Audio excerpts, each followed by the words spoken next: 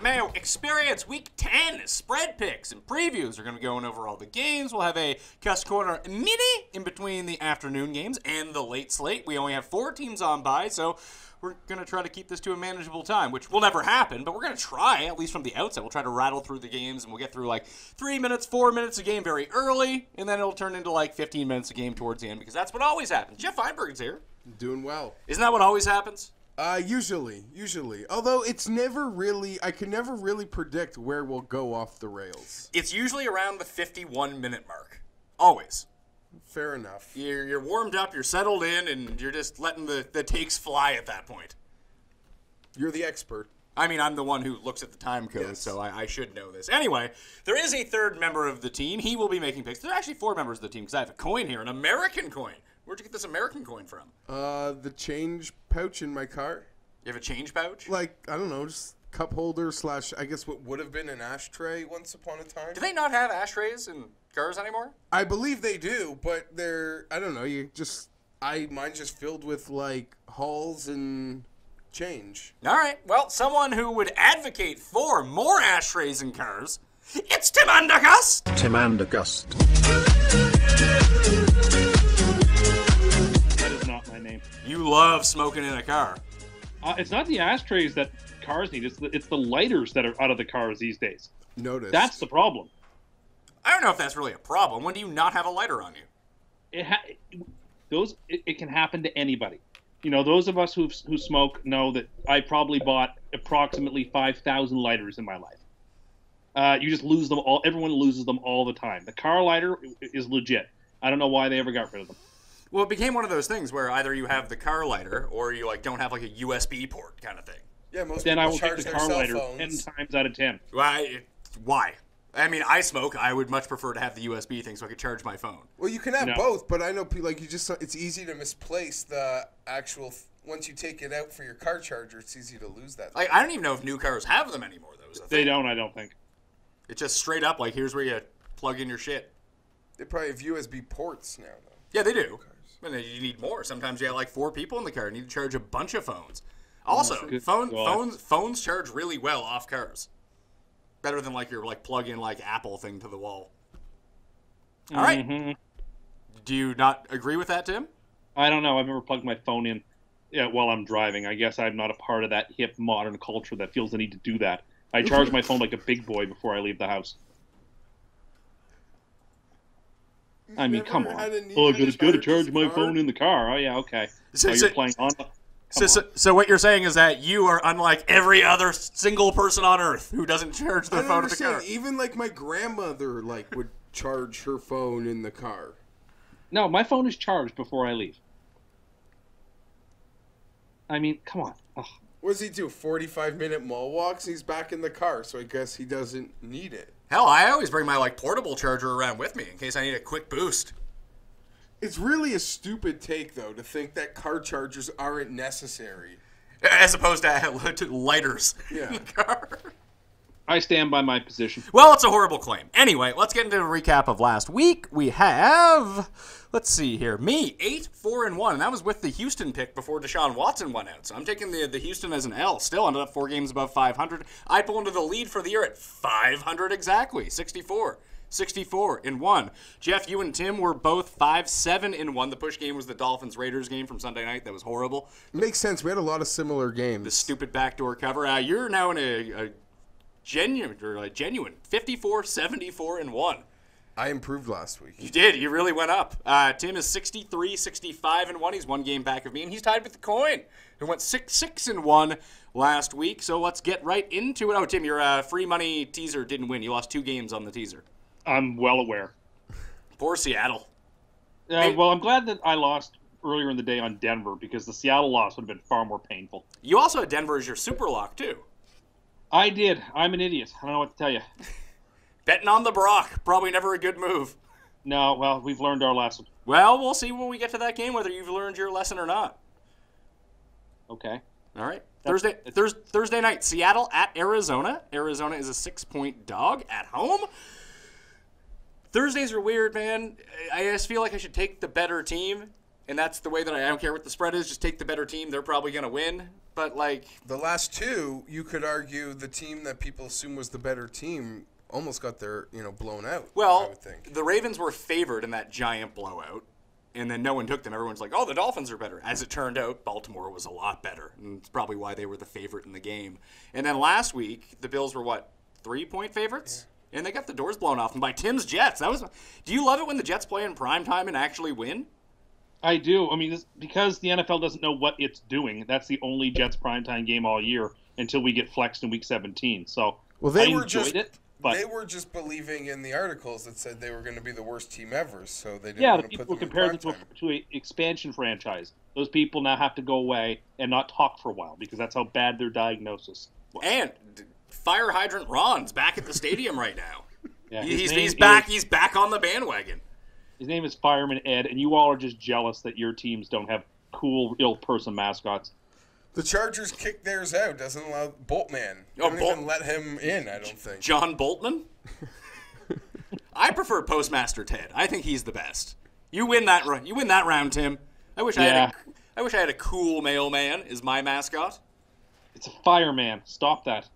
Okay, so Arizona, Drew Stanton starting, obviously. No Eddie Lacy for Seattle. That's probably worth 3 points in their favor. Now they don't have to use him. CJ Procytes will be back. He is off the injury report. Fantasy-wise, don't play Adrian Peterson because Arizona's not favored. When they're favored, you play Adrian Peterson. When they're underdogs, you don't play Adrian Peterson so much. What do you got for a score in this game, Tim? What do you think? I like it to be 17-14. So you're taking Arizona. Yeah, and I'm not so sure Arizona won't win. I think I'm going to pick Seattle to win, but I wouldn't be shocked at all if Arizona won. I think the Seattle team has a lot of problems. The Seattle team also has some real issues coming into Arizona. Remember last year it was a 6-6 tie. Seattle is not a great road. Seattle's not a great team to begin with. They have a lot of problems. They let a pretty mediocre Washington team take them to the cleaners in the last couple of minutes of the game, in a game they had no right to lose.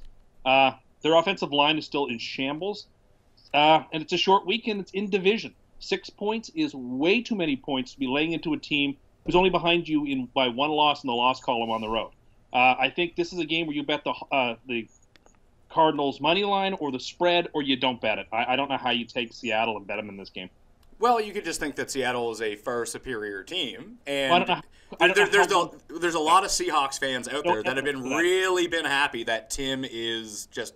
He's been anti-Seattle every single week. Seattle sucks. They're the worst. Last week I had them in and Seattle fans, shut up. And Seattle fans are they're beside themselves. They love this. Because Eagles fans are starting to get ooh, because Tim was off them, then now he's on them. Look what happened to Kansas City. Yeah. Tim off Kansas City. They start undefeated. Tim proclaims them the best team in football. Kareem Hunt hasn't scored. Haven't won since. Trade him for Blunt. Yeah. Or not Blunt, for Bell. Yeah. Trade Le'Veon Bell for Kareem Hunt. Hasn't scored a touchdown since. Shout out to Rifo for bringing that up. Totally forgot about that curse. That was a good one. So where are you going with this game? I got the score right on the number, a 20-14 type of game. So you're betting push.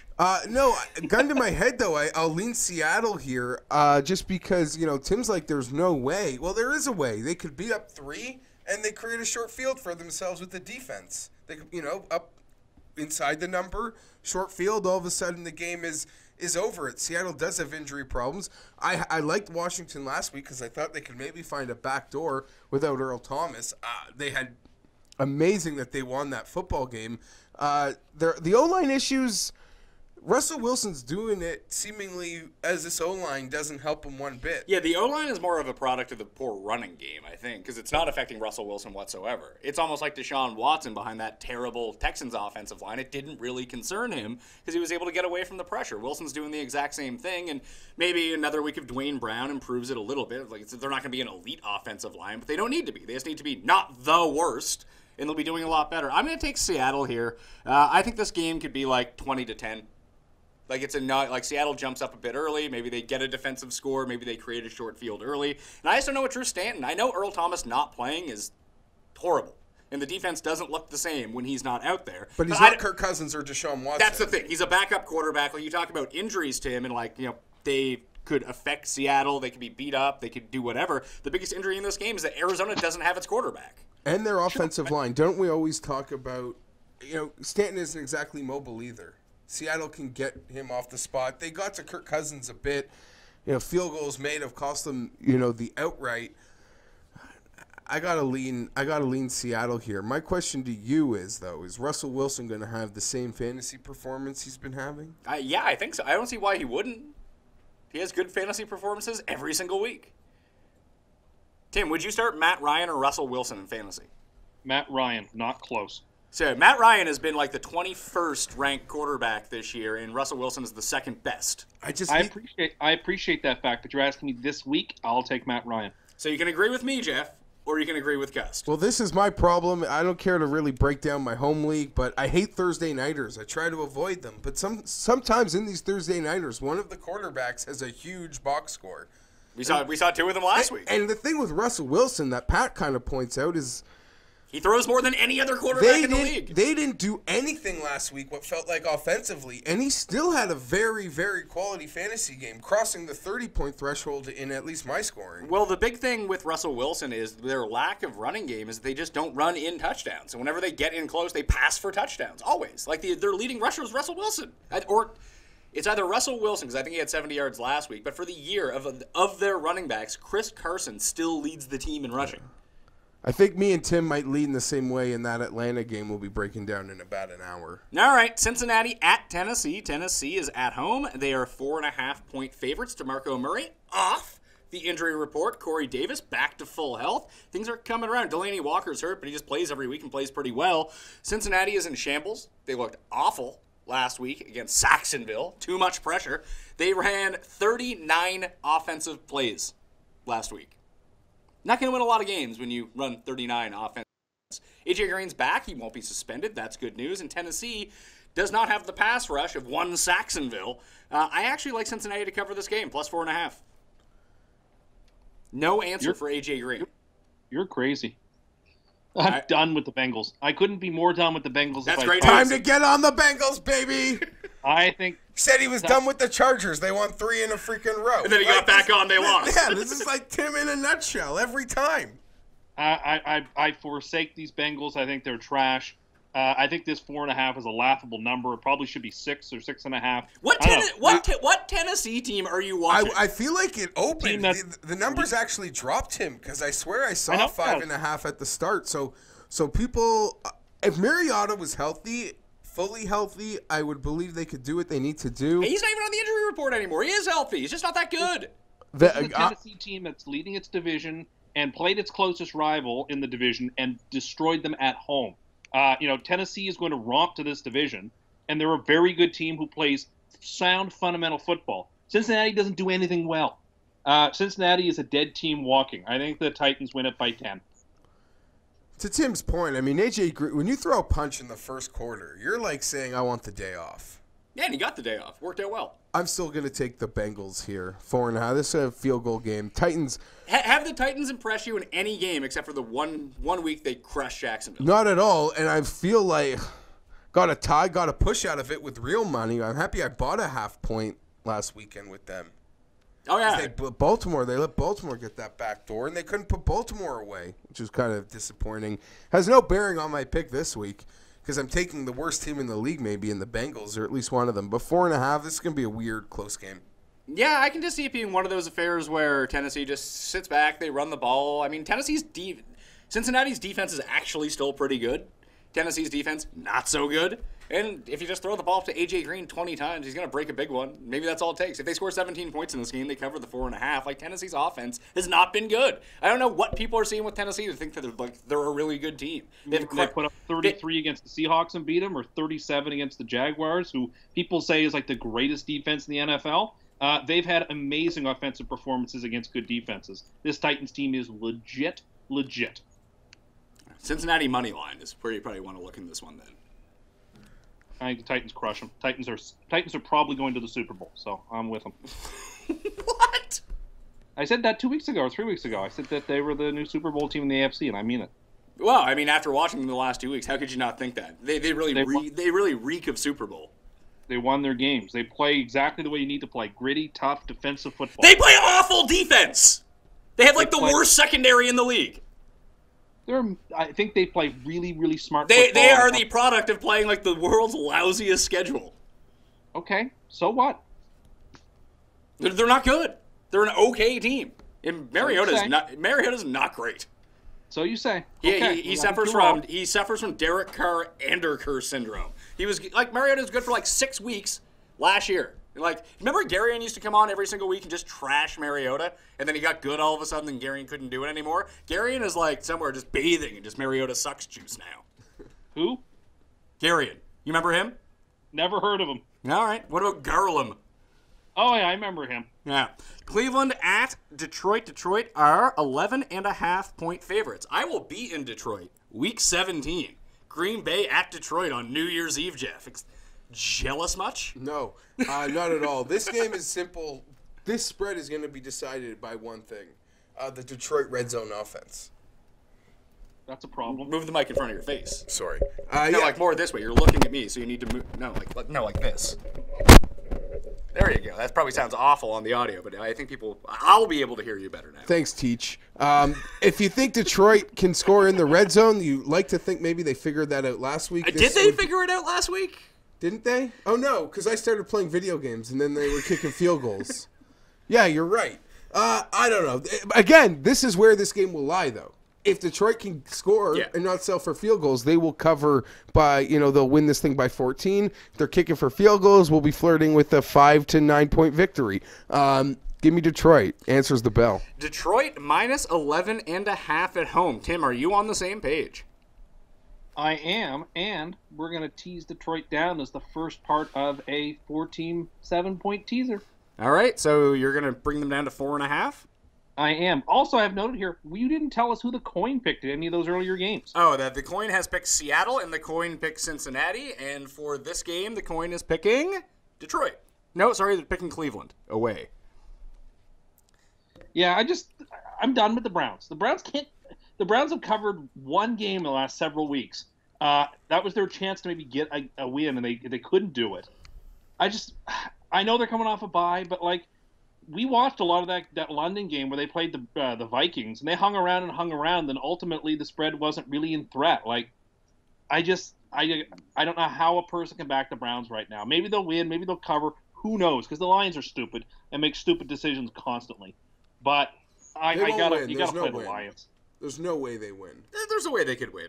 Against Detroit there is, because the Lions are a stupid team who can't score in the red zone, and the Lions give away games frivolously all the time. So that wouldn't shock me. If the Lions only kick field goals in this game, they still might cover this number. Agreed. And you always have the benefit of Kaiser throwing a pick six and it going back the other way for you. And that really helps out the spread too. Yeah, I can't imagine there's very many people bellying up to the bar to take the Browns. All right, well, I'm going to take Detroit as well. I don't think it's a bet game.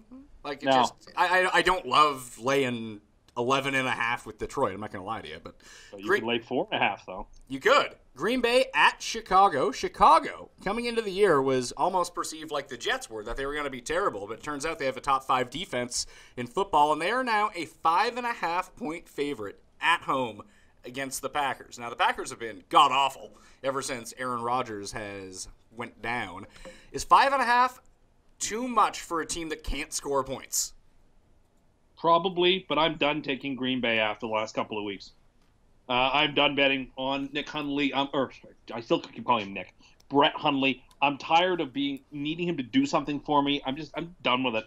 Give me the Bears. I don't think Green Bay can win, so I don't think I can pick them to cover the spread. I lean with Tim here, and this game, before the Monday Nighter, the early line on this thing was Bears 2.5. Yeah, I know. The Packers got exposed in many ways there, and what was most been exposed, and I feel like we talked about it week 1, was the embarrassment. The management staff in Green Bay should be embarrassment for what they've surrounded the best player of this era with. Because it is disgusting. Yeah, but you watch that team without him, they're hopeless. When you evaluate the team, though, they usually have Rodgers around. So I don't care. The defense isn't good. The pieces on the team aren't good. They haven't done a good enough job surrounding a perennial MVP. And they get away with it, and they make the playoffs only because of him. But they've gone to so few Super Bowls because of the management. And I think Agreed. when Rodgers isn't there, it's like a sore thumb. And yes, I understand. You take any top 15 quarterback off a team, you take any quarterback off the team, they'll look bad. But you see some things. You see nothing there. And it's embarrassing how poor of a job they have surrounding that team. I think the Bears win. I think they find a way to cover. They might need a defensive score. The Bears? Yeah. To cover the number. Not necessarily to win. I mean, they probably win by 3 here. Just play a close game. Jordan Howard runs the ball 40 times, and that's about it. Oh, I finally traded Tariq Cohen to Cust. For? Devin Funches. I need help. Yeah. I like Funches, too. I think he's It's a gonna keeper league, and Tariq Cohen is keepable. He was a 16th round player. So. And I get to keep Funches in the 8th. All right. One other thing. So I traded a backup running back for a number 1 receiver. Titans play a really big Thursday nighter the following week, so it works against him and for us and the Bengals. I like that. Who do they play? Pittsburgh. So keep that in mind when you're thinking about Pittsburgh. I'm not going to keep it in mind when I take Pittsburgh this week. So you're taking Chicago as well? Yeah. I don't know what to do here, man. I don't want to put a ton of faith. I like the Bears as underdogs. It's true, and this is a total overreaction to everyone watching Green Bay and everyone on national TV. People watch when no matter how much ratings are down, the primetime games, people get to focus on those one game, and they can see how awful teams look in that brief snippet. And maybe Green Bay is that awful, but they have a bad defense. Does it matter that they have a bad defense against Chicago? Could they just run the ball with Aaron Jones and Ty Montgomery, and they'll be fine? I don't think it's an overreaction to say Green Bay is looking terrible. They are looking terrible. They have one of the 3 worst coaches in the NFL who doesn't know what to do when he doesn't have Aaron Rodgers. How badly did you want them to not pull off that fire drill field goal at the end of the first absolutely. half? It's one of my favorite plays in football is the fire drill field goal, and I really wanted it to fail. But there's certain times, like if you're at your 50 and you throw it to like the 33, there's a reason that fire drill field goal has to exist. Not when you literally throw a 4-yard pass with no time left. Like when it doesn't have to exist, it's so much more enjoyable. I'm with you. I mean, I think the Packers should fire Mike McCarthy at the end of the year and hire somebody competent. I'm kind of with you on that. The problem is we've seen so many incompetent coaches so far this season. Like, are there good ones just hanging out? There has to be. Then I don't know if there has to be. We say that about kickers and quarterbacks, and there just isn't. I don't know. The fact that he keeps Dom Capers on year after year tells you his judgment. How old is Dom Capers? He's 80, isn't he? I can effort that. Hold on. Yeah, you find out. I'm going to put the over-under age 78.5, Jeff. Are you taking the over or under? I would take the over. Under. Under? Yeah. Tim, you got to be. Dom Capers is 67. Oh. He looks real old. He does have an all-time regular season NFL head coach record of 48-80. That's pretty good. He should coach the Jets. I mean, because Tim's brought up a coach that's fired. Like, how many of this year's new coaches have we been impressed by? McVay, obviously. McVay has been really good. Shanahan, are you giving a free pass to? Like, you want to see him next year? I think they're more. Because you think it's a good hire. Well, still, they're in pure rebuilding mode. Doug McDermott's been really good. I think he's been Sean McDermott. Yeah, McDermott's been good. I'm thinking Dougie McBuckets is his coach in the Bills now. Doug Marrone, you got to say Saxonville. I mean, whether you like it or not. Yeah, I think he came. I don't necessarily know if he's a great coach or not, but he came in with the right idea for that team. Like I feel like he's maximizing the potential of that team and hiding what they do really poorly. But they're not going to win the Super Bowl. And there's 2 new coaches in the AFC West. Both of them are terrible. I don't know if they're both terrible. Well, what do you think? I'm not ready to answer, because when I'm ready, I'm only mean. There'll be no turning back when I'm ready. But a few things more are so bothersome. Kicking that field goal to start that game in New England is the most pussy nuts thing he's ever done. McCoy would have punted there, but so the field goal's a little more ballsy. But I don't understand when you're playing the Patriots. That just bothers me. But I don't know. We'll see. Speaking of that, Anthony Lynn or Vance Joseph, who's doing a worse job? Well, the Broncos have good defense. He's a defensive mind, and they just gave up a 50 burger. So that's kind of easy. We were 0-4, and we've shown fight. And we've lost a lot of close games. And if we had a Justin Tucker or Dan Bailey, maybe we'd be 5-2. You think your team has lost tough games? Please, get in line. Please. What? Good God. The Jets have gone through a lot worse luck and things than the Chargers have this year. Chargers have been on easy streak compared to what has happened to the Jets this year. Please. I don't want to do this. Daniel, I don't want to do this. I think you might have to. How many times have the Chargers given up 14-point leads and then had the league steal a game from them? Then another 14-point lead against a divisional opponent. Having to play 5 of their 6 divisional games. We don't play a home game, Tim. And then having the Falcons game ripped away when they're up 10 points. Like, the Jets have had miserable. I mean, the Chargers haven't had like the Chargers. Sangmoon Bay was my kicker. Yeah, okay, but I mean, if you want to compare who's had a we lost to the Dolphins, like what are you talking? We lost to the Eagles by 2 points. The team you want to put in the Super Bowl, man. Did your team have the league steal a game from them? Because it happened to my team. That also didn't happen, by the way. He fumbled the ball, went out of bounds, and Tim's giving them a win in a game that they were losing. No. Wow. Chargers had bad luck. Bad luck. This is just an embarraing conversation, but not like how for you to think that it's not even worth It's so 7-2 team that are 4-5. 7-2. It's heartbreaking. The Chargers have had bad luck, sure. No one will deny that. But the Jets fans have had a much rougher season than the Chargers fans have. Are you kidding me? We don't even have a team. Well, that's neither here nor there. That's never going to change. It's the first season of that. What do you mean harder? You have a home. Because the Jets had no hope, then their team gave them hope, and then the league made sure to pound them down so they couldn't have hope. I got to move on. Coincidentally, we move on to a Charger game. We're just talking about coaches. Tim gets all of his talking points from r/Jets. You do, don't you? Not all of them, but... When you're on the Reddit Jets message boards, do people just agree with you all the time and everything you say and don't call you out for being a fucking nut job? I would say that my positions don't stand out that much on a Jets Reddit board. Would you say that they're tempered compared to some people? In some cases, I can tell you that it's pretty dark on there these days. Although we're getting more excited, it's pretty dark. How again, the Jets are the only team in the league that have the league steal a game from them. So it's oh my God, you're such a fucking whiner. It's unbelievable. It will never stop hurting. This is your problem, by the way. Will never stop hurting. It was a game they were losing anyway. But we would have won it, though, for sure. That they stole the game from us. Definitely. Fucking whiner. Chargers. I almost called them the Clippers. The Chargers at Jacksonville. Fair. Saxonville. -3.5 at home. I'm going to make this one super easy. Whenever the Chargers have a spread of larger than 3, take the Chargers. I'll make it even easier. Phillip Rivers getting 3.5 points is 23-10. It might even be 24-10. It's one of the safer bets in the National Football League, so I don't really need to break down this game per se. I'll say this. It's an absolute must-win. I know everyone out there probably thinks they're done to begin with. I don't think they're done. Not the here's AFC. the thing. I'll tell you why they're not done specifically. Just like you in your fantasy football pool. You're trying to chase for a playoff spot, and you see your next 2 games are against those teams that own them. Chargers' next 2 games are against the Jaguars and the Bills. They're 2 coin flip games, in my opinion. If we can win two of these flips of a coin, then we can be 5-5 and maybe be on to something. Gus Bradley revenge game, baby.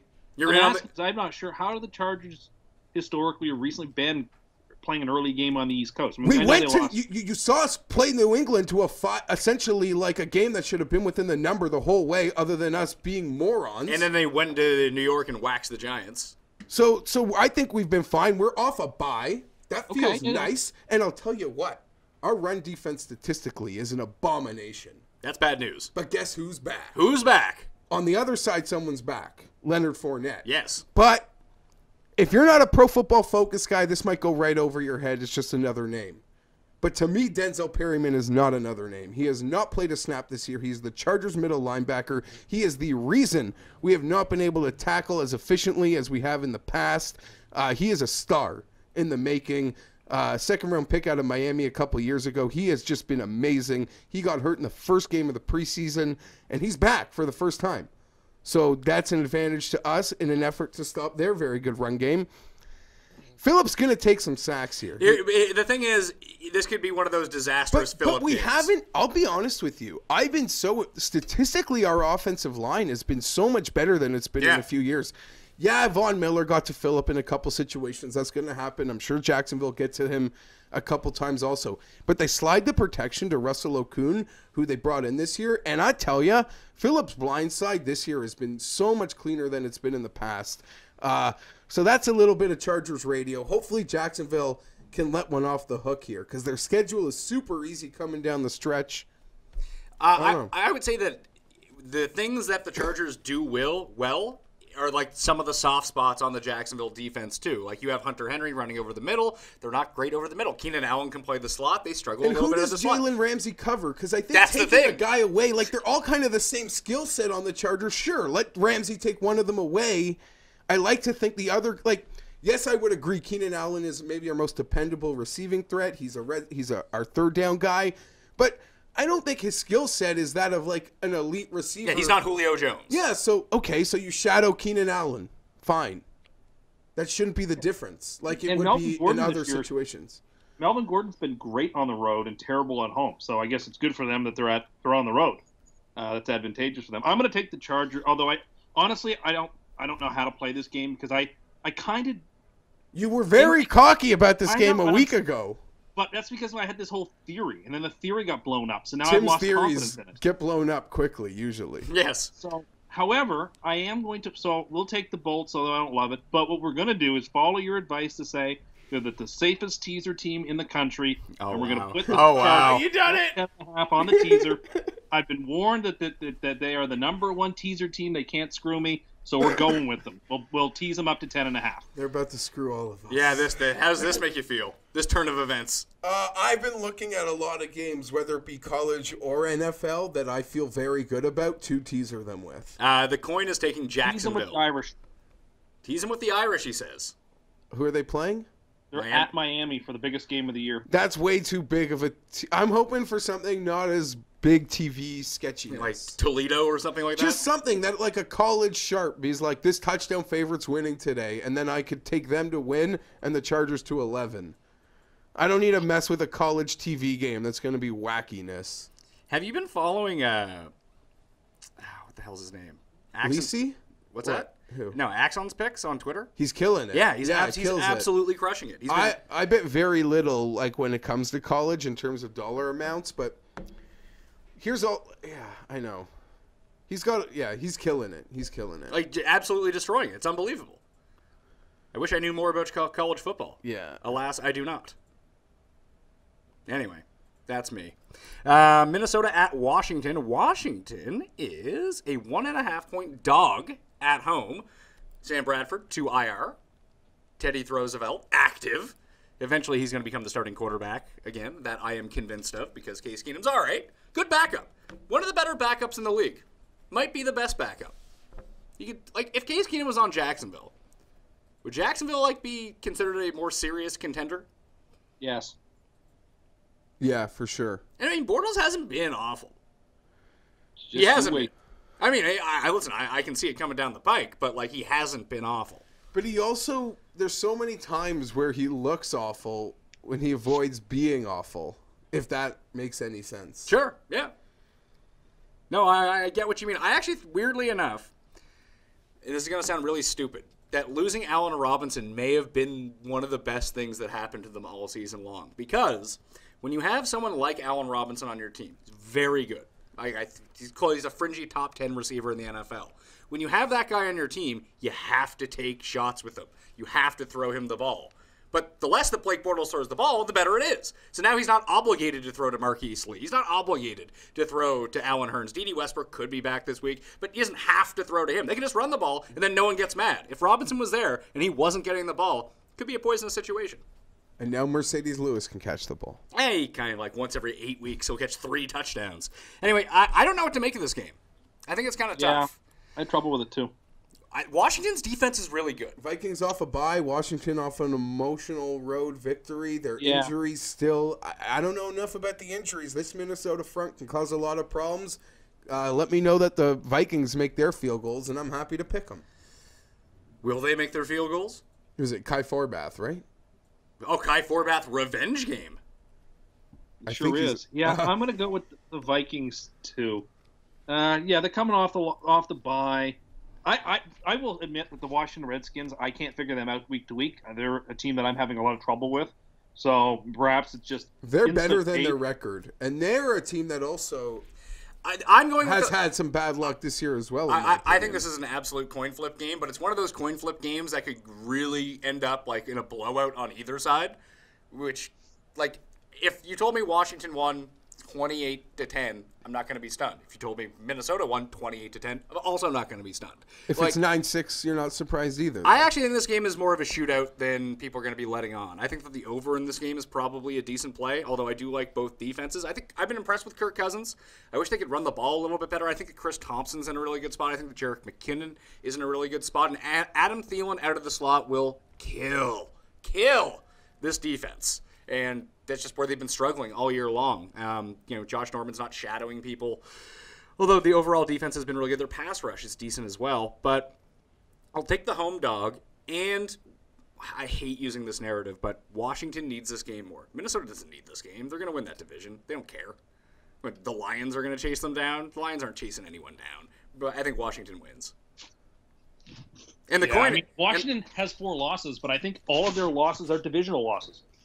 They've lost twice to Philly, to the Cowboys, and to they beat the Giants. So, but like they're 1-3 or something. Like they're outside the NFC East. They're automatically out then. Why do they even show up to play on Sundays anymore then?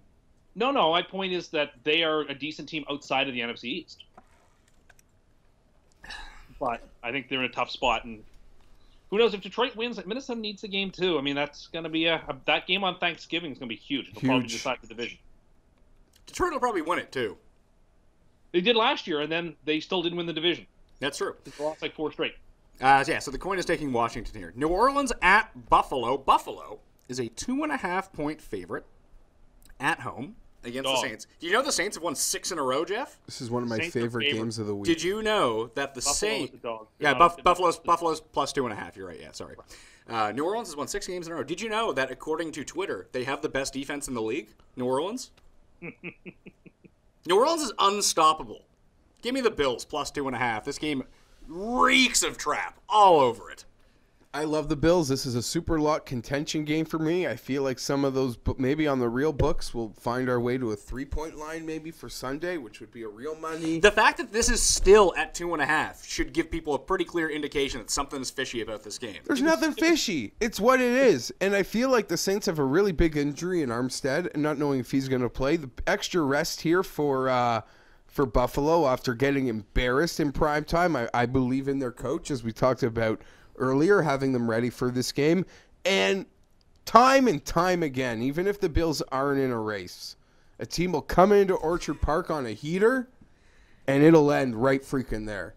Denver went in there 3-0 about a month ago, and everything bad's happened since. It happens time and time again, year after year. It's again, the hornet's nest that is Orchard Park.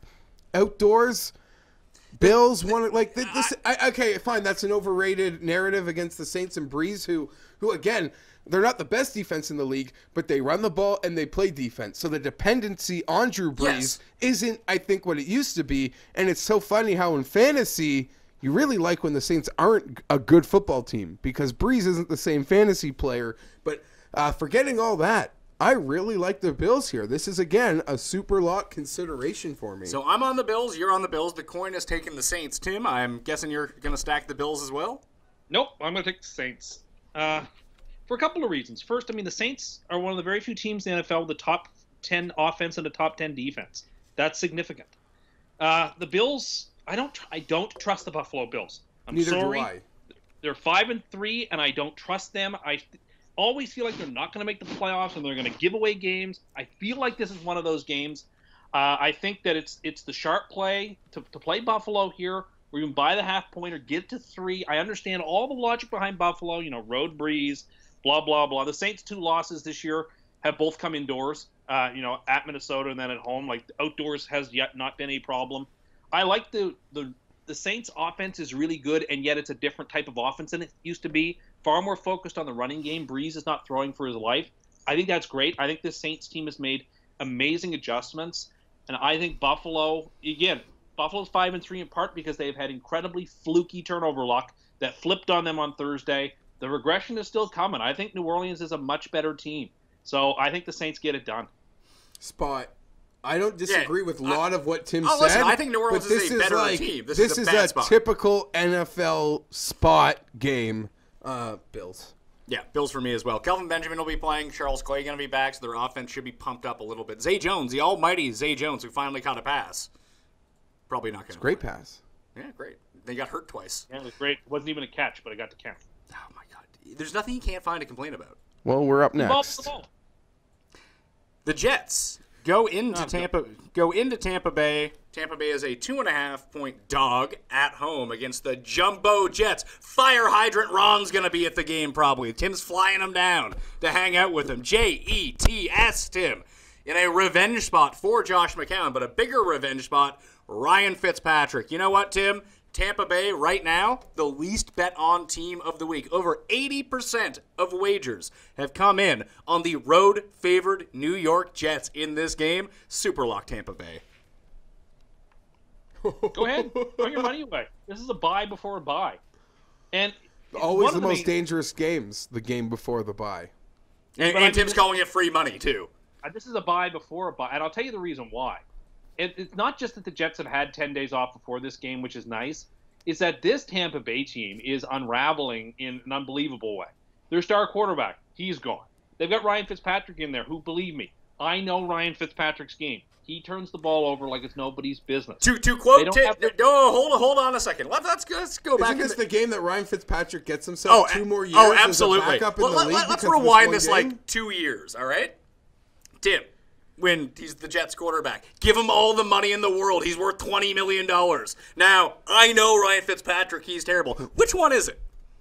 So I'm not allowed to learn from my mistakes? Is that what we're saying here? But it seems like you're very picky and choosy from the mistakes you want to learn from. No, I'm not. I learned my problem. And more importantly, I think actually significantly more importantly than who's playing quarterback, is that the Buccaneers' best offensive player is not available. There's no Mike Evans. There's no one who can you think Deshaun Jackson is beating the Jets? Please. I don't know how Tampa's going to score. And I mean that in all sincerity. Maybe Brake gets a touchdown or something. They're not going to be able to run on us. They're not going to be able to pass on us. I said on Monday that it wouldn't shock me in the least if Tampa got shut out in this game. And I mean it. Like, I think the Jets win this fairly comfortably, like 24-3, 24-0. I don't think Tampa has a prayer. Then we have a bye. Then we have the Panthers, who are overrated. We can go to 6-5 at that point before the schedule gets tough. And so we're not going to make the playoffs or anything. We can't do that. But it's just nice to have a chance to get to that bye at 500 and feel good about this team. Like this is a team with good picks next year and with just about more cap room than anybody else. This Jets team is going to be a lethal AFC contender next year. So things are turning in a very positive direction, and it begins with a beatdown of the Buccaneers. What's the Bucs team total? You have that? I don't have it, no. No, I don't have their team total. Because I'll bet that for sure. Off the heels of him talking a shutout. Like, I don't know. The Tampa doesn't have to win. Whatever Vegas is asking them to score, they're going to score that number. And I'll follow Pat's cockiness here. We'll take Tampa. I'll take Tampa at home. This is like a 14-13 game either way. So. Oh, no. This is like 32-28, and the Jets somehow blow it in the last second. The league steals it from them. They them, steal it. Yeah, they don't want the Jets to win, so they can't win. Oh, Go ahead and mock all you want. Not mocking. You are mocking, and that's fine. You know, this has been – I wasn't supposed to have to care about this year. Then my team happened to be actually pretty darn good, and then I've had horrible things happen to this team. It's not going to make the playoffs when it should make the playoffs over some other garbage AFC team. They should be 9-0, Geoff. I can't wait to play the Jets in a couple weeks. Can't wait. That's a bye. You want to listen? Just tune into Monday's show. After they get wiped out by the Bucs. I'll be tuning in. And then Tim will have a much different Well, it was on Monday's show. The clip you cut was the shutout. Yeah. I believe. So are you super... Yeah, So are you teasing through zero here or what? No, we're not touching No. They're going to get... The Bucs won't score a point, but I can't... It's a bye week. I can't... But I can't add them to a free money ticket. I don't want to be yelled at for teasing through zero. Why don't you just put them on? Just throw the spread on. No. Well, if the Bucks can't score a point, then they're probably not going to cover the 2.5, Tim. Yeah, teasing through zero is a bad move. But if the other team is getting shut out, it doesn't really, like, I think you can offset All it right, being... fine. The 5-team teaser, and we're going to tease the Jets.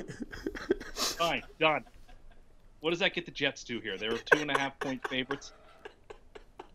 Gets them to fine. We're 5.5 Jets? Yeah. Teasing the Jets up to 5.5. Are you happy now? Final score of this contest, Tampa Bay Buccaneers 34, New York Jets 28. I can't wait until that's the game that blows it up, too. That's fine. You'll see. I'll see, will I? I mean, Yeah, you've already declared this game free money. I don't understand how it couldn't be a part of your free money teaser. Well, I just added it there, okay? I didn't want to be yelled at for teasing through zero because that's not the hip thing to do, but I'll do it anyway just to sate you. Did you know that he's calling for Todd Bowles' head? Well, yeah, I I still think see... he should be fired. You know it was a really savvy move when they just took the knee at the end of the half in the Thursday game. Oh, like, that's, I think I tweeted out, it was like reason 450 why he should be fired. Like, you have your 2 timeouts and you're at the midfield. Why are you not chucking a Hail Mary up? Absolutely moronic. He and the league are holding this team back. The league. The league. It's the league's fault. Did you see that Christian Hackenberg, the Cust? He got injured in practice this week. So do you think that, and now there's already talk about bringing Josh McCown back for next year? That's a disaster. What's that? That's a disaster. That guy will be 39 next year. So you don't. So hold on. This ultra-competitive AFC squad next year is quarterbackless. No, Mr. Kirk Cousins will be under center next year. Oh. I feel confident saying that. We can offer him more money than anybody can. Why would he Yeah, not I come guess to the New York? 49ers made their move. Exactly. Washington can't afford him. He doesn't want to be in Washington. The No, Jets yeah, have he's more not gonna money be there. available than Denver does, or than the Chargers do, or anybody else. Why wouldn't we just offer the most money and get him? He's worth it. Why do you think the Chargers would sign him? I'm not so sure. From what I've been reading, I don't think Phillip Rivers is going to be around in 2018. So. Can you send me the link? Just some people are talking. It's like the amount He of saw money it. He saw it on a message board, all I right. don't know what you're talking about. Postmaster Ted 69 on Reddit told him that. I just think that they will be a team in line for a new quarterback, but the Jets have more money than anybody. I'm not saying they wouldn't be, but I guarantee you who's going to be starting for the Chargers next year. All right. Pittsburgh at Indianapolis. Indianapolis is a 10-point dog at home. First of all, the one thing I wanted to talk about with this game was in terms of the Super 7 last week. So the lines were made, and same as the Vegas Super Contest. You don't take the games off the board. The lines exist how they are. Like, they don't change throughout the week. Whatever their first post has, that's what it ends up being. So a lot of people were, like, complaining about it, but I guess my question is, I think only 83% of people took the Colts last week at plus 13 after the Watson injury. I was one of the people who took them. I believe all 3 of us took them, didn't we? I did. Yeah, we had a second straight winning week, 5-2. Oh, I was 4-2-1. You actually won the week. Yeah, I'm pretty sure you didn't make the picks then, did you? No, a friend of ours did, but I make the picks this week. Oh, so 0-7. Just tell me what your picks are, and I'll just pick the opposite, and then we'll. You can imagine which one of them is going to be. Well, I'm on the other end of that one already. But what do you think the strategy is there when you see a game that you know the line is wrong? It's not even a real line anymore. By the time that Saturday comes around, do you take that blindly every single time, knowing that everyone's going to take it? Do you not take it? Or if you're way back in the standings, do you just have to blindly take Houston, hope they cover, and that way you're gaining a point on almost everyone in the field? My main goal is to try to go 7-0 each week. So under that premise, because there's a nice prize for 7-0, it would pay probably more than what you paid to enter. I don't, at this point, see myself finishing in the top, 25. So, for me, I want to just try to go 7-0. Therefore, I would take that touchdown value every time. I think that you take it every time anyway. Well, of course. And there's people that talk themselves out of it. It's like they don't get too cute when it comes to it. And I understand there are some strategic reasons not to do it, but you got to get some wins. That's basically a free win on the board that everyone's going to get that you're not. I would argue, even if you wanted to be contrarian, you wouldn't necessarily have to pick that game because it's such a bad line. You just don't pick the game. No, I would say either you take the Colts or you take the Texans. There's no staying away from it because the line is wrong. It'd be different if it were like week 17 and you were down a game or two. at that point, you might want to be strategic and pick the Texans because no one else, because you're trying to win at that point, right? But in week 9 or 10 now, you just take the Colts and pad your win total and move on. The only reason I say take the Texans and don't stay away from the game is because the only reason to take the Texans would be to get, if you know that it's a double win. It's a double win. It's like worth 2 points if they hit it. Now it's not worth 2 points because they're not going to cover that spread. That's why everyone took the other side. But there was a lot of chatter going on about it, and I just want to talk about it for a sec. Pittsburgh at Indy. I don't have much to say about this game. Pittsburgh's going to cover the 10. Indianapolis cut Vontae Davis today. They're down a D lineman. They have the worst offensive line in the league versus the best pass rush in the league. It looks like Martavis Bryant's going to be back. Do I worry that Pittsburgh on the road could lay an egg? Absolutely, but I don't care. I'm taking Pittsburgh. Jeez. And I swear I want to believe Pittsburgh or the Indy doesn't have an opening day starter healthy. Is that true? Someone tweeted that. I don't know if is that a lie. Like on what? Like T.Y. Hilton's playing? No, defense. Yeah. Sorry. Oh, defense. Defense. I didn't see that, but sure. Oh, jeez. This is really annoying because there's so many parts of this game that make me just want to take the Colts. In that Pittsburgh on the road, we always get a bit of an inferior Pittsburgh, especially out of division. And they play a Thursday game against a team that's going to the Super Bowl in Tim's mind in the Tennessee Titans. So that's a big look-ahead spot. That's an AFC Championship preview. Like, if Mike Tomlin and the staff and Big Ben think about Tennessee like Tim does, then this could be like completely overpassing Indy. But Pittsburgh playing a team with nobody on defense can get ugly fast. So I'll take Pittsburgh, but I don't love it. And I'm not going to lie, I kind of came into today thinking I would take the 10, but I talked you out of it. Just nobody healthy. Pittsburgh can just move the ball real quick. Tim? I feel like Pittsburgh plays up or down to its competition way too often, and so I'm going to take the 10. I wouldn't bet it. I wouldn't. It would be a stay away for me, but I just don't trust the Steelers on the road. And when they're big favorites, I feel like they don't cover very often. So give me That's Indianapolis. True. All right. Do you have anything prepared for this week, Tim? I do have a couple of things prepared, yes. All right, we have to do a very short one because we're at the 51-minute mark. You got to give them the disclaimer, though, on how lists can work now in this new age. Yes, that's true. Now that Twitter has 280 characters, we can't. When you make one of these lists that's like 80 things long, we can't go over all 80 of them. You have to keep it to like a top 5. He's saying keep your Cust Corner list to old Twitter. Or even shorter, because right, we're running long as it is. All right, well, I'll forsake my list then, and I'll bring in the other thing that I want to discuss, and because this shouldn't take us long to discuss. All right, so if people don't know, shut up.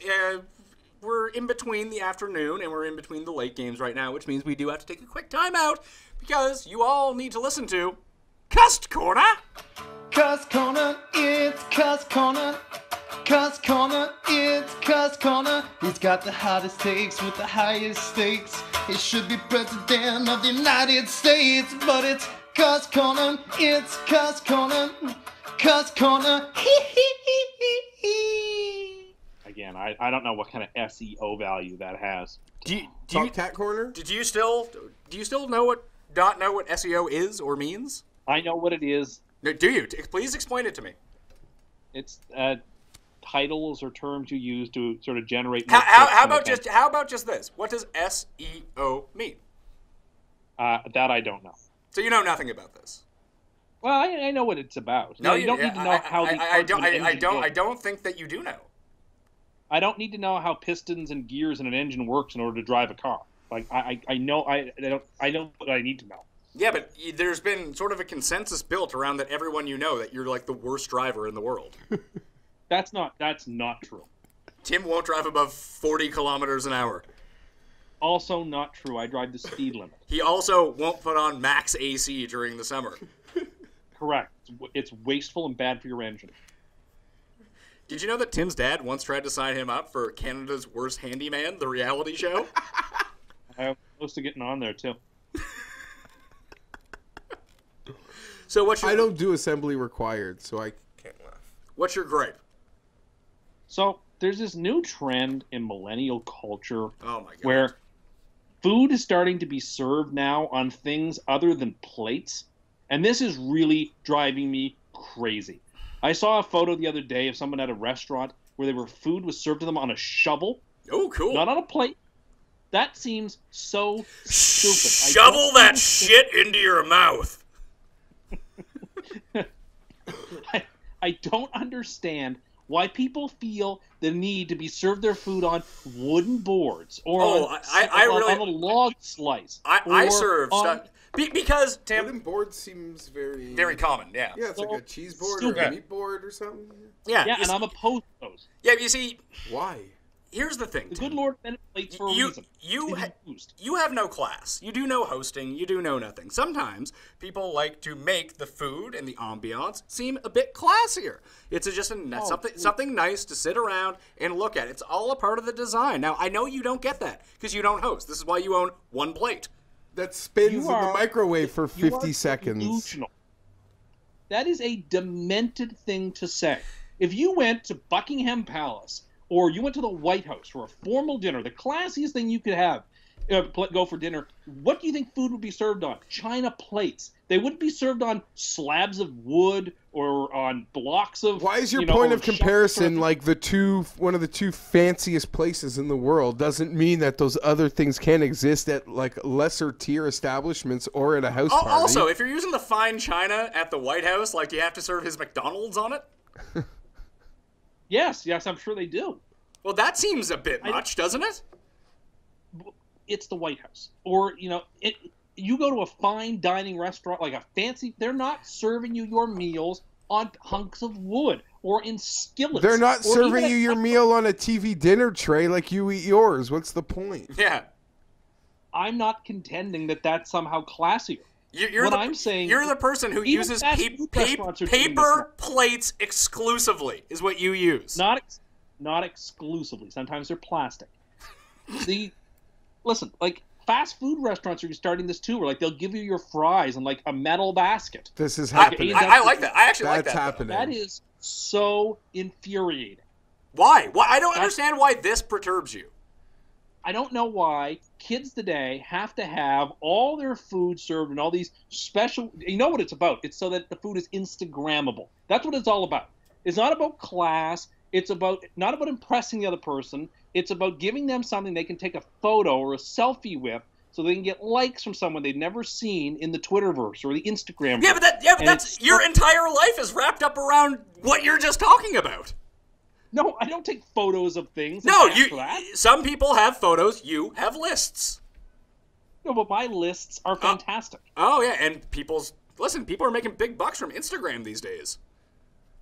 I don't know how I don't understand how they're making that money. How do you not know that? See, if you understood SEO and you understood the internet, you would know this stuff.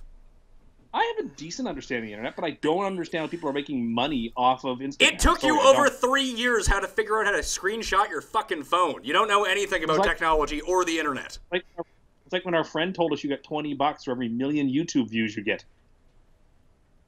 Like, I don't understand. I don't understand how these things work, I guess. That's also not But true. what I know is that there's nothing classy about being served your food in a shovel or a skillet. It's just presentation. Tim has no presentation. Did you see when he dressed as Aladdin for the live show in Boston? No. That was a really good outfit. And told him to dress up nice. I was wearing my awesome spotted jacket. He dressed up like, I don't know, someone's dad going to a disco in 1971. He had like the real thick collar. So maybe you just don't know. Maybe you're just so out of touch that that's what bothers you. I'm not out of touch. Yeah, you're completely out of touch. But I find it jarring when kids these days need to have their food served in anything that isn't a plate. I don't think it's classy. I don't think you're right to say that it's all about class. I think you can have plates and be a perfectly classy. You can have plates and have that be the case. But I mean, would you want, like, let's say you ordered like a charcuterie board, like, would you want that to come out on a plate? Of course not.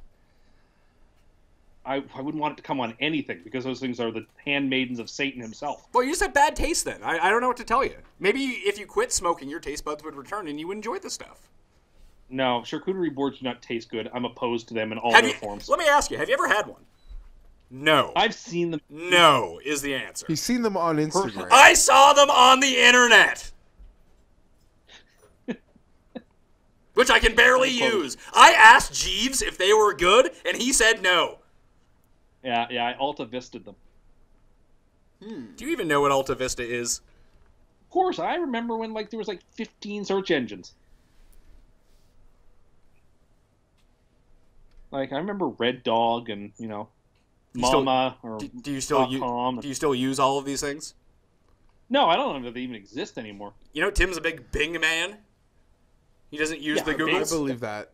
If you told me that Tim still has an AOL email, I would believe it too. No, AOL was too complicated for him. He had to figure out how That was one of my favorite stories of the Russia hacking scandal, was the accusation that Russia was buying ads to infiltrate Bing searches. I was like, oh yeah, that's switching modes. It probably would, because weirdos like you are still on Bing. And you would believe every piece of fake Russian propaganda. I can't remember the last time I even went to Bing.com. Anyway, that was Cust Corner. Cust Corner, it's Cust Corner. Cust Corner, it's Cust Corner. He's got the hottest takes with the highest stakes. He should be president of the United States, but it's Cust Corner, it's Cust Corner. Cust Corner, That was extra custy. That was. I didn't even enjoy that one. Wow, That was yeah, just layers of cust. Houston at the Rams. Shut up! We're moving on! I promise a list. Shut up! Houston at the Rams. -11 for the Rams at home. Coming off a blowout victory because they blow teams out. Do you think that Houston can keep up enough to cover this 11, Geoff? I believe, was it a week or two we're talking, trying to figure out the Rams really scoring these 30 points a game? It's real. And I'd never seen a 3rd and 33 end up in the end zone before, so props to that. What was the Ray Rice versus the Chargers? It was he was short, man. Even with replay, he was short. It was like a 4th and 26. A 4th and 23. But he was short. He was short. Remember, Fred X against the Packers was 4th and 26 in the playoffs. Yeah, but he was the one who caught that. I thought L.J. Smith caught that. No, Freddie Mitchell caught. Yeah, I know. It was a big Freddie Mitchell. Yeah, I'm pretty sure it was Freddie. There might have been other ones. No, last year in the playoffs, didn't Rodgers have an amazing one to the sidelines? Yeah, to Jared Cook. Yeah. Then they cut him because all they do is cut tight ends. This is tough here. Houston, their line is really bad. But with Watson, it didn't really matter. We saw that kind of in the Seattle game. This Rams front can eat, for days. So I hate laying 11 points at a team that doesn't have much of a home field advantage. But they're scoring so consistently. Everyone seems to be having, a good time. You got the 30-year-old head coach drawing everything up on a chalkboard, and it's working to perfection. I think it's ridiculous he uses a chalkboard instead of a clipboard. How millennial of him. Or no, he uses a whiteboard instead of a chalkboard. He probably just uses an iPad. Yeah. Oh, no. Chalkboards are coming back into vogue with millennials. Are they? Yeah, unfortunately. You don't even know anyone. How do you know this stuff? It's a great point. I know what's up. You know me. He walks the mall. You know kids Geoff. don't go to the mall these days. Tim thinks they do. I used to teach in a university surrounded by millennials. Yeah, and all you did was yell at them about philosophy. Did you get into have Cust takes with them? I don't know. I used to tell sarcastic little jokes here or there. I mean, I have a pretty good sense of humor and I'm funny, so perhaps. But should interview one of his students. The Rams. There's a way. Especially at the 30 points per game average with their front line. Here's the one thing that worries me. The Rams actually have 2 big games on deck. They could be at Minnesota, and I want to say a big division game. So they're going to be playing teams that could be playoff matchups coming up, but I'm still going to take them this week. Yeah, I'm going to take the Rams -11. The coin is taking the Rams -11. Tim, why is Houston going to win this game? I don't think they're going to, but I was reading this week that this is the first time that this Rams team has been this big of a favorite since Mark Bulger was quarterbacking them in 2002. So makes that sense. Just seems like it does make sense, but at the same time, that's a lot of points. And I feel like this Rams team plays better on the road than at home. And so I'm going to take the Texans +11. I just see that turnover in this game. I'm not liking it. This is just me playing a hunch. that I think that this Rams game No, will be I- like a 10-point game or a 9-point game that the Texans will just barely cover. I wouldn't bet it by any means. Yeah, I'm not putting real money laying the 11. But I actually might. Like, if Tim wants to talk shutouts this week, this could be a shutout. Yeah, it wouldn't shock me. Agree, It's yeah. just I'm playing a pure intuition here. All right, let's get to the game of the afternoon. Dallas at Atlanta. Atlanta, -3 at home. They are favorites in this game. Could be no Dez, could be no Terrence Williams. We're not sure yet. I would probably think that both are going to play. There also could be no Julio in this game as well. All the big names are banged up except for Zeke, who probably should be suspended but isn't suspended, so he's going to play here. It's a weird spot. I'm curious to know why the Falcons are favored by 3 points in this game. And the world will be betting on the Dallas Cowboys. I would think so. So, I don't know, man. To me, this is just like Vegas is saying, like, they're begging you to bet the Cowboys. I got to take the Falcons, who we've used it a lot this year, I guess, when trying to think the Falcons might be desperate, Pat. But they're not. They're just not good. they might not be good, but they need to stay above. They can't get to the point of a losing record. They got to win this football game. They got to win this football game. I believe they do.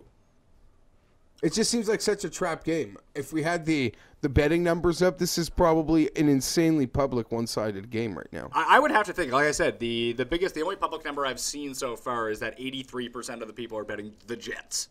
That is the most public side of any game this week. People are hammering that, and the line refuses to move. Once that line starts moving towards Tampa Bay, you just hammer Tampa Bay. Either way, I'm going to take Atlanta in this game too. I'm just any number that seems super suspicious to me this week, I'm just going the other way. The coin will not be duped, though. The coin will be taking Dallas. Tim, you love Atlanta. I am taking the Falcons. I think they win the game. I think this Cowboys team is still really problematic. I don't trust them very much. I think there's a better than not chance Zeke does not play in this game. I think the appeal hearing is today. It's today. So is it? It's at 2 o'clock, but they're not expecting a judgment, which means he would play, to my understanding. If they're at this point, why wouldn't there be a judgment that quickly? It just seems like they've heard so much. Even if he does play, I don't care. The Dallas defense is still terrible, and I think that Matt Ryan and the Falcons will eat him up. And I just think that the whole world will be on Dallas. Dallas is the most public team. People seem to forget this Falcons team did in fact go to the Super Bowl last year. Well, they suck, and they still have a lot of talent, even if they haven't performed anywhere close to their potential. They're still a top 10 offense in terms of numbers, so we're going to go with them. Are they a top 10? Wait, are they a top 10 offense in terms of the numbers? DVOA, yeah. According to DVOA, they're 8th in offense. I enjoy how Tim likes to pick and choose his DVOA numbers. No, that's wrong. I assure you, everyone that's watched the show more than once is well aware of Tim's contradictions when it comes to the usage of DVOA and when it's acceptable or not acceptable. I don't do this often. I want I'd like a score prediction on this game. Let's hear it. I don't have one. No, Tim. Falcons 31, Cowboys 23. What do you got? 24-20 Falcons. I think they score north of 30, which is why I'm ballsy enough to think I'm benching Russell Wilson in fantasy. I don't know, like, if Atlanta loses this game by 3 touchdowns. I'm not surprised because it's everything they've showed us that they are. Yeah, like that would make a lot of sense based on what we've watched so far. It's like the Patriot game. Like, I thought they were going to win, but man, I'm not surprised at all that this just went down. Atlanta needs to get out to a lead. They need to run the ball and just continue to do that because any game they're pressed to come back and they just don't. They just blow it at the end. We've seen it every single week. Except against the Jets when they did come back. Yeah, well, the Jets are terrible. You should know that. They keep blowing every game. It's painful. The Giants at the 49ers. The 49ers. This is the game of the week. The 49ers are 2.5-point dogs at home. Also, they are winless. Jimmy Garoppolo probably not going to play. George Kittle-me-Timbers is already out. Pierre Garçon out. And Ben McAdoo might be fired before this game. At least those are the rumors on the internet right now. He should jump into traffic. You see that clip of him asking if they thought the team quit or something last week? That was so embarrassing. It's a hard game because you look at it, you think the Giants should win, but they hate each other. The 49ers compete consistently, and they have not been competing under Beathard. They competed last week. Last game was pretty close. What, they lost by 10 Yeah. to Arizona, But who's no good? It was still close, and they gave Arizona their first 7 in that game. Exactly. At least in my opinion. And listen, we've been around this thing a long time. 0-16 teams have a look. I don't think this 49ers team has that look, if you feel me. I know Like, what you're they saying, don't- but they kind of do. Like, they're playing a guy who's not an NFL quarterback. I know. And Joe Staley, everyone's hurt. Staley might be back.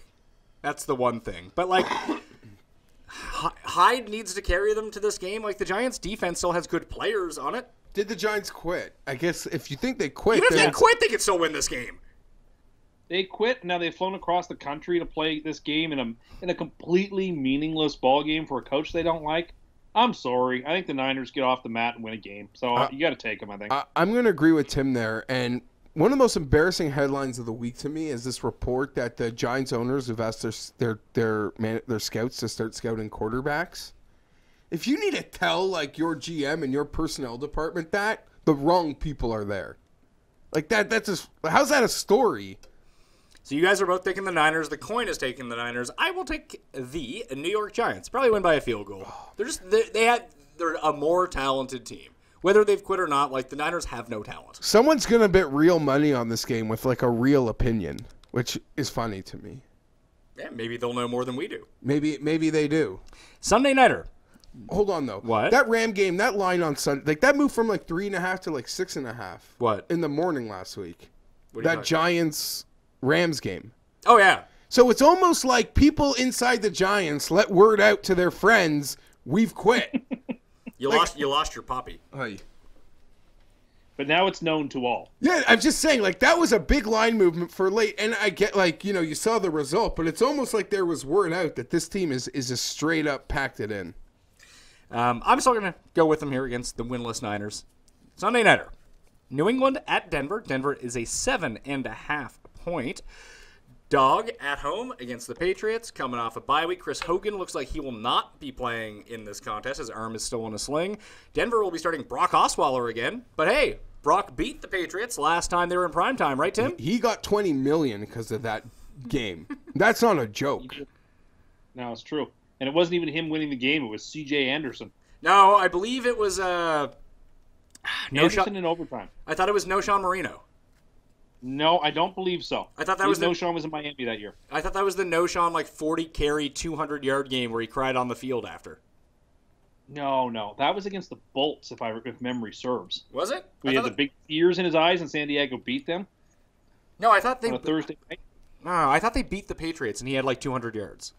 They beat the Patriots at home more than just what any team in the NFL does. That's but true. that ain't happening this week. So you're taking New England? Yeah, and if you wanted to bet Denver minus or plus 7.5, you got to lay 120 to do it. I think that's people are loving crazy. People are loving Denver. That's crazy. Brock Osweiler, I deserve everything I get for picking Brock Osweiler against the number last week at Philadelphia. I am not making this mistake twice. To pick Denver means you think this game will be a touchdown game that New England wins, or better. I don't see how that can happen. I can't even imagine how it's even just a 10-point game. Like if it's 23-13 New England, I think Denver should be doing a cartwheel out of excitement that they kept it that close. I don't think that has a chance. I mean, I don't know what the weather is in Denver this week, whether it's supposed to snow. I honestly don't care. I think the Patriots, coming off a bye week going into Denver against Brock Osweiler, absolutely eviscerate them. And so, yeah, it's the Patriots easily. One team's off a bye, one team's off a 50 burger. I'm taking Denver. I just think the Patriots win 17-10. If you want to bet Denver, although Tim did acknowledge the juice is on Denver, I see this, if Sunday afternoon doesn't go people's way, this thing's going up 2 points. Oh, yeah. And if it doesn't, that's going to be interesting. Yeah. Now that it's over 7.5, it can fly all the way to 9.5. Yeah, that's sort of what I'm saying. Once people sort of make their Sunday afternoon decisions, I'm betting this one. But if you're saying that it's now minus 120 to take the plus 7.5, that means they're juicing up the 7.5 instead of dropping the number to 7. Yeah, no, or even just saying, why not just make it 8? Like, and just Because money's coming in on Denver, is what that's saying. yeah, no, that's why I'm a little confused. How many points have the Patriots been scoring? Be delighted. What have the Patriots scored in the past, 5 weeks? They have not been scoring a lot of points at all. And their issue is they've been kicking a lot of field goals, specifically in that Charger game. They could have really had that game comfortable for a while, but they kept kicking them and they kept missing a few, if memory serves me right. I still think the Patriots need to keep focused and keep the pedal to the metal. I'm not saying the Patriots are going to lose this game, but I think they can win and not cover this number. I agree. Yeah, their last 4 games, they've scored 19, 24, 23, and 21. Like, if that's the case, Denver can... If they stay in that range, Denver can cover the 7.5. But Brock is so bad Agreed. that he'll just ruin it. He'll make a couple of just god-awful mistakes. It's just, Patriots. Patriots for you? yeah, Patriots. Patriots Yeah. Patriots for you too. Denver for the coin and I. Monday night. Oh, and we're going to tease the Patriots down to minus a half point. That's the third end of the teaser. Minus .5. Fifth end. Fourth end, sorry. Fourth Fourth end of 5. Miami at Carolina. Carolina a 9-point favorite at home. It seems like a lot. A lot. Seems like a lot. That. I think that? I did. I just said that. You would think that, except Miami is god-awful. Oh, so now you're out on Miami. Well, not just me. I mean, by numbers, they're worse than the Colts. They're worse than the 49ers. They're worse than the Giants. What do you mean? They don't what do anything number? well. You know, when I brought this point up to you last week, you were like, I don't care. Oakland's even worse. I'll take Miami. I know what I said. And, again, am I not allowed to learn from my mistakes? Or am I doomed to just have to keep repeating them? Because, what does Emerson say that consistency is the hobgoblin of little minds? Like, I'm not concerned about being consistent on this point. If I was wrong, I'm going to correct myself. But you don't do it. You do it for 1% of things. When you're wrong on everything else, you just decide to stick with it. Then you should be encouraging me to change my mind. And I have. Miami's terrible. Okay. Carolina is going to be a playoff team. So now Carolina's good all of a sudden? They're not good, but they're going to be a playoff team. Making the playoffs and being good in 2017 are not, unfortunately, the same thing. The Dolphins are the Dolphins might not win another game all year, and I mean that in all sincerity. They could go 4-12, and that would not surprise me. So give me the Panthers, and we'll tease them down to 2 as the last part of our free money parlay. I think these are too many points. I think it's too Monday many points night games at a division, at a conference. Miami hangs in the number. Even if it's backdoorable, which they can do. Which they did last week Yeah. to give us the push. There's way too much time here, and as crazy as it sounds, a full-on triple apology for ever thinking Matt Moore was better than Jay Cutler. I'll own that. But I know it was the Raiders, but when you rewind and think everything Cutler kind of got thrown into, it's not a surprise to think he's getting more comfortable. And weirdly enough, with Ajayi gone, it seems like they can utilize their running backs a bit more because they're not obligated to give Jay Ajayi a bunch of touches. I thought they did a great job. Yeah, they split up between Drake and Williams. They were throwing to them all the time. It gave that offense, although it wasn't super. It was nice to see Devontae Parker's catch, top notch. Beautiful. He's healthy at least for another game right now, and I don't know. I'm with you. +9 points is a lot of points for a primetime game Monday night. What's the score of this game? 24-17. Carolina's boom! They just covered. Off a big division win, and I feel like this could be A bad spot? Yeah. We're going. You and I are going against the bad spots this week, and Tim just is biting everything here. New England, Carolina. Didn't go with the Rams though. I took the Colts and Texans. Yeah, you picked the two losing sides there. Okay, well, so be it. And it's your picks in the Super 7 this week? Yeah, and I actually don't have a lot of strong leans, so I'm going to have to work on it. Yeah, that's going to be good. What's your record in the Super 7 for your picking weeks? I feel like it's 2-12. Yeah, it's not good. So these are never good weeks for you, the weeks that you actually have to pick. Carolina's on a bye next week, so Monday nighter before a bye, I think Miami keeps it close. Yeah, we're not saying Miami's going to go and upset Carolina as a 9-point dog, but they can cover that number. Doesn't seem inconceivable. long as they don't cover the 2, I'll live with it. Yeah, but the Jets have already ruined your teaser. Oh, please. That's the team I'm least worried about. Then why wasn't it on it to begin with? It is now, because I didn't want to tease through 0 and have to be lectured. Why? You said it was free money. What's the difference? But here's the thing. If you respond to someone lecturing you by saying the other team is getting shut out, that's it. There's nothing to argue. Yeah, you've already covered the number. They're plus 5.5. They could tie 0-0.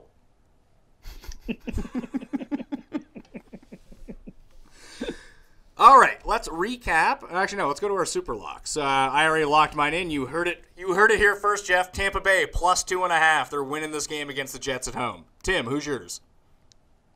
It should be the Jets, but I've locked the Jets in too many times this year, so I want to go away from it. So free money. The other team's not going to score a point. The other team is... I'll take another team on my teaser. You're so rattled about the Jets now? You're so scared for the Jets. If my life depended on a line this week, it would be New England minus 7.5. They can't possibly lose that game. They can't possibly not cover that game. The Patriots are golden.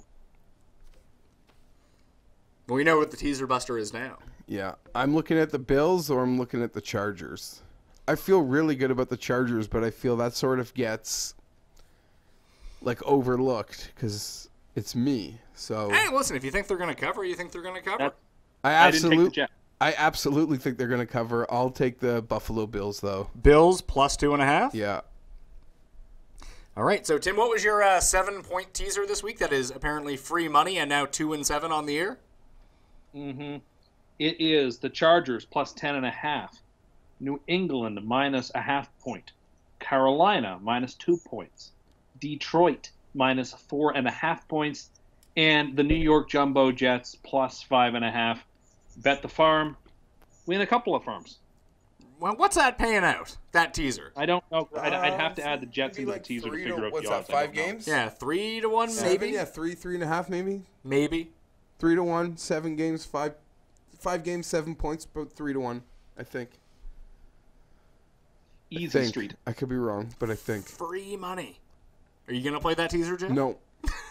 I wonder if anyone actually plays these teasers. Well, the best is that people play them blindly because they don't listen to the show and they just like have no track record of what it means to say free money or Tim. Yeah, I had a guy one night text me and said, "Oh, I took this hockey parlay you suggested because it's free money." I was like, "Dude," he's like, "I put my rent on it." I was like, "Dude, do you understand what we're doing here?" I remember that. He won, by the way. I mean, he actually won that, by the way, so I felt good for him. Yeah, it was a Leafs and something. I remember that. Opening night. He won, and Tim had to be like, dude, just for next time, like... to calm down. Yeah. Money is a term d'art that I use. All right, that'll do it on the Pat Mayo Experience. I want to thank Geoff for being here. I'd also like to thank Tim and Cust. Not my name. For being on the line today, you can subscribe to the Pat Mayo Experience on the Draftkings YouTube page for the video version, and for all the audio versions, you can subscribe on iTunes, Google Play, Stitcher, and Audio Boom. You can download it anytime on any device, iOS, Android. If you have some sort of like weird Russian phone, probably works on there too. I don't know. Anyway, you can check out the full cheat sheet up on Facebook.com/ThePME. And get everything on there on Twitter @ThePME if you have any questions, all right? Don't be afraid to give the show a thumbs up. Always helps. I'm Pat Mayo. Good luck in Week 10. I'll see you next time.